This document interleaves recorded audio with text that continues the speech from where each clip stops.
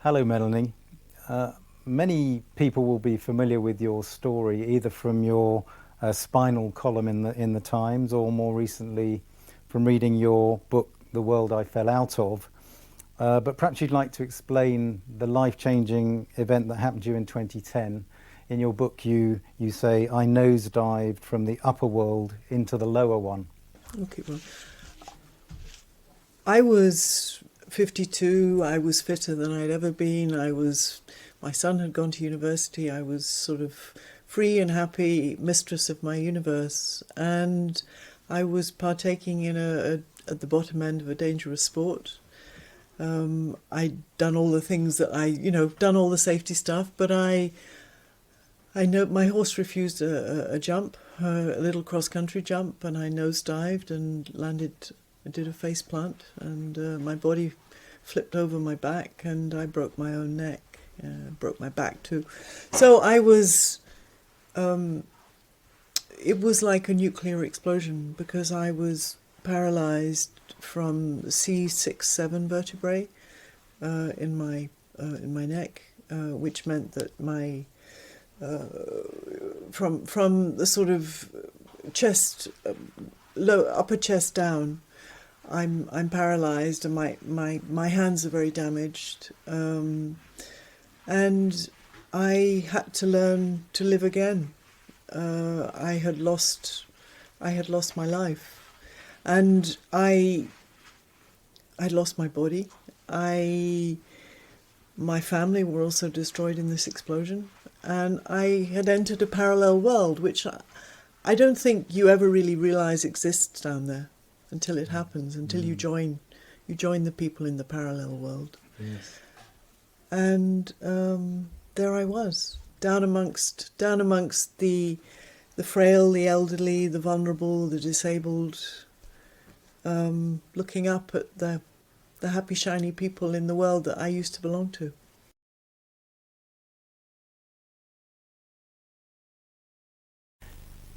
In your book, you refer to yourself as having been the Times' unofficial pro-euthanasia correspondent. I think that was in a letter or an exchange you had with someone. How has your disability affected your position on assisted dying? I was always in favour of self-determination. And I had seen my own mother, who got vascular dementia. I had seen her desperate to end her life, and in fact that's what she did. She took her own life when she was in the care home. And I knew the courage and the bravery that had taken. I had heard her pray. She used to plead to me, I don't want to go on like this. And so I knew exactly what it meant to be kept beyond your life, your lifespan that you were enjoying. And so when this happened to me, there was this kind of, I had this enormous residual knowledge of what it meant to be trapped in a body that you didn't want to be in any longer. And I was also, I had grown up in the 60s and 70s, early 80s, when a woman's rights were total, and I was a feminist, and I don't use that word in the sense that a divisive sense. I think all women now are feminists. All women now believe they have a right to control their own bodies. But I had grown up fighting for the right for contraception, fighting for the right not to be fondled by men or bullied by men, and told what to do by men, told that I had to stay at home or look after children, and I had always been a bit of a rebel, and that was in my genes, obviously genetic from my mother too. So I wasn't in any way going to have my right over this body that I live in taken away from me. And when it was blown away in my fall, when I lost the right, I lost the ability to be able to control and move my body, I became doubly incontinent, I became dependent. I I need to be washed and dressed in the morning. And when that happened to me, I knew instantly that my right to decide what happened to me was mine, and no one could take it away. It was a total and absolute conviction on my part. Mm.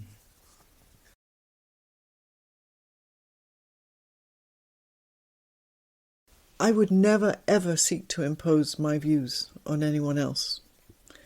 This is about my rights, and I total respect for people with similar injuries to me or who are disabled in some way, who are ill, but they choose not to go down the euthanasia road or even to have it as an option.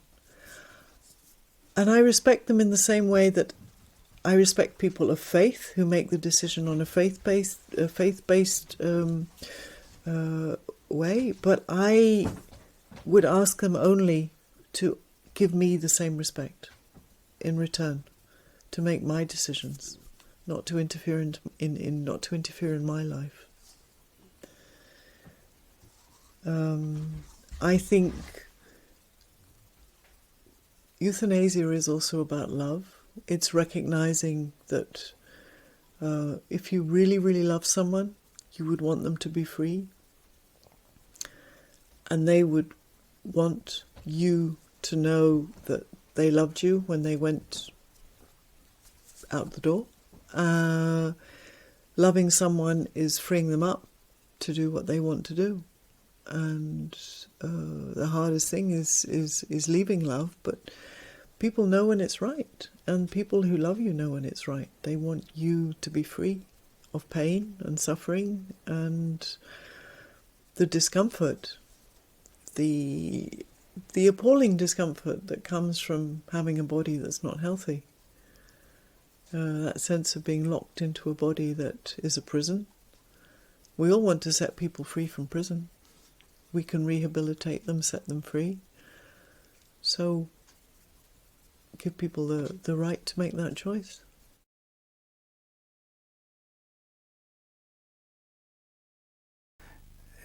That's interesting because you've touched on this in your book about how really everyone's disability is relative, and individuals might have their own particular thresholds as to what the impact may be on them individually. It's not something that you can say will have a uniform impact on the way they see their life. And I just wondered what you say to disability lobbying groups who purport to speak for the wider community about the so-called slippery slope and so on. We all possess our own disability. There is all the nuances under the sun. There are no two disabilities are the same. No two people react the same way to their disability, to the kind of prison they feel themselves to be in. Some people don't feel in prison at all, and that's wonderful. But only we know what it's like. Only we know what it's like to inhabit our bodies and how we react to it. And I personally do not want to be put in a tribe by anybody else. No one has the right to label me, put me in a pigeonhole, put me in a box and say, oh, she has a spinal injury, but she's okay. She can get around in a wheelchair. She has people to love her. She can carry on. Nobody has the right to tell me at what point my life is livable, endurable, enjoyable. That belongs to me. Just as it's my right to say, I choose to go out to the shops today.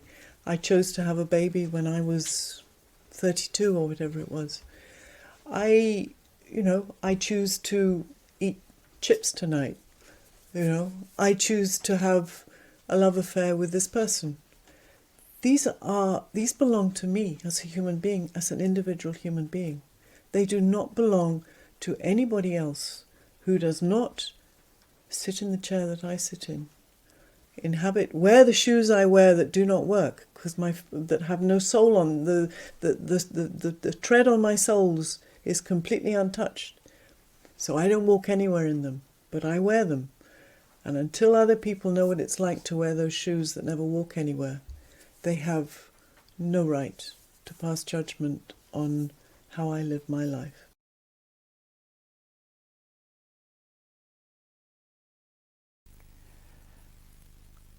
There's another aspect to this. Our patron, Paul Lamb, is in the process of bringing a legal case against the government to allow assisted dying, really following on from Tony Nicklinson a few years ago. And he's adamant that that law should help the incurably suffering as well as the terminally ill. But he's clear that he doesn't want to die now. For him, it's about bringing him certainty for the future. And I just wondered if you empathise with that and can understand where he's coming from in saying that. I totally understand that some people are having a good life despite their difficulties, as I am. And they would like to continue doing that. I really love my life. Well, I don't love it. I have grave difficulties with a lot of it. But I love the fact that I'm here to be with my husband, to see my son growing up, to see the friends I love. All I want to know is that when I don't want to carry on, that I have the right to choose. And like him, I just want to know that when things get too bad, I have that choice. And in fact, knowing that I have that choice makes my life easier. I can be happier because I know that if I start suffering really, really badly, I can say, okay, I don't want to go on with this anymore. Funnily enough, when I came out of hospital and I first came home, and there were enormous challenges in getting to grips with living in the house where I had been able-bodied. What I did, I built up a little stash. I called it my suicide stash, and it was a stash of benzodiazepines, which I knew, I had so many of them that I knew that if I chose to, I could have a nice quiet end. And the fact that I knew they were there, sitting in my little old pillbox, or my big pillbox now, it was my insurance policy, it was my security blanket. And gosh, I was glad I had that, because that is what enabled me to say, right, what are we going to do today? We're going to have a good life, we're going to make the best of it. You can't make the best of it until you have the right to know what the worst of it is, and you can open the door and leave. That's my belief.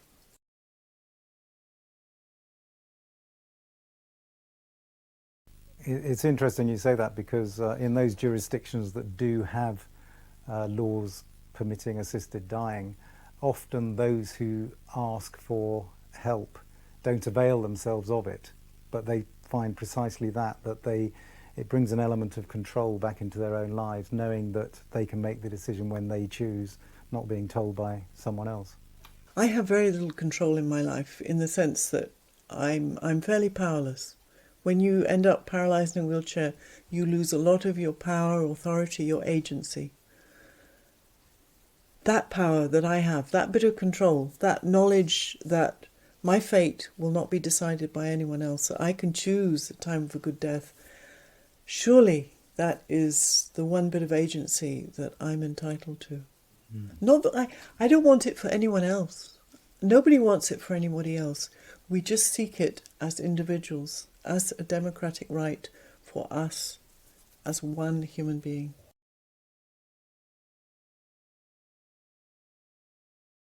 Indeed, I think in California their legislation is called the End of Life Option Act, which I think is an accurate description. I think that's wonderful. Yeah, yes, yeah.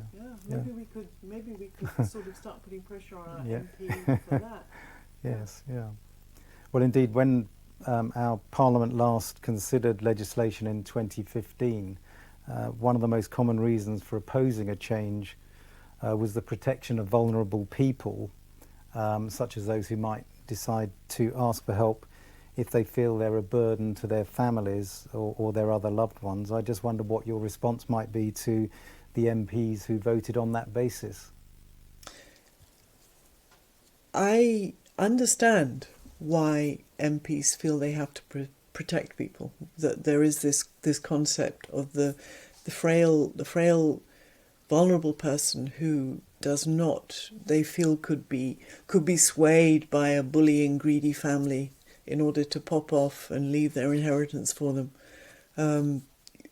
It is absolutely right that society should react in that way and say, no, we have to protect people who are not as strong and as articulate and in control of their destiny as you and I might feel.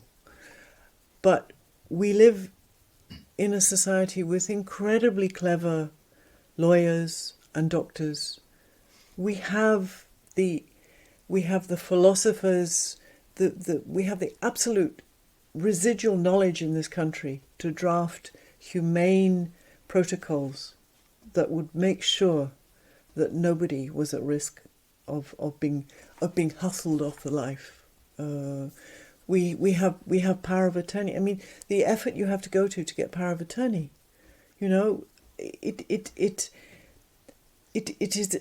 We can put in place strong legal and social requirements that will act as an insurance policy.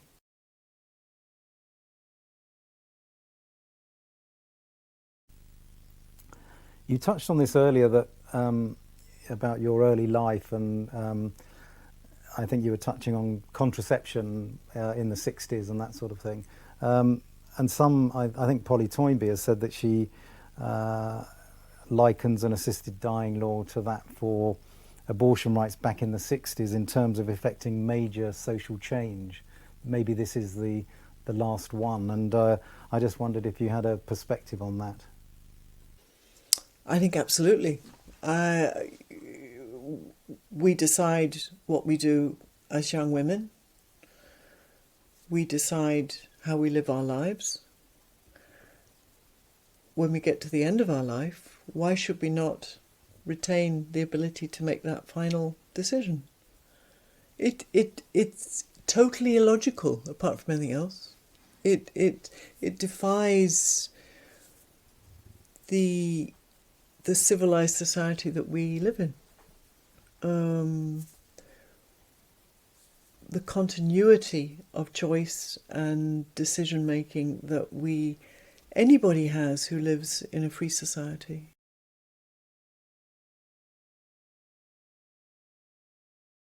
There is a suggestion that we should have built into any legislation a 6-month limit, so that when you knew that you had only 6 months left, you could make the decision. You would be allowed to have an assisted suicide.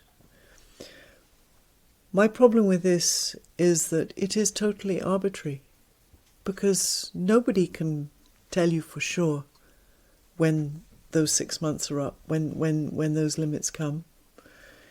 It's one man or one woman, one doctor's decision or opinion. But nobody knows. They don't know. You hear of people who live far, far longer than is expected. You hear of people who go much more swiftly. And I would make the analogy of young women. If you're having a baby and you're told at the beginning that there is always the option you can have an epidural if things get too tough. You can have the baby however you want to have it. You can have it pain-free, gas-free, without any medical intervention at all. But if things get a bit tough, then that option is always there for you whenever you want it. We hope you don't need it. We hope you'll come through at the other side with a healthy baby. But it's there if you need it. And I think we should approach this legislation in the same way and encourage people to think, hey, if my personal circumstances are such that I didn't expect to go down this way, but I really need help right now, and I want it, and this is the right decision for me. Give me pain relief, give me an escape route. It's there.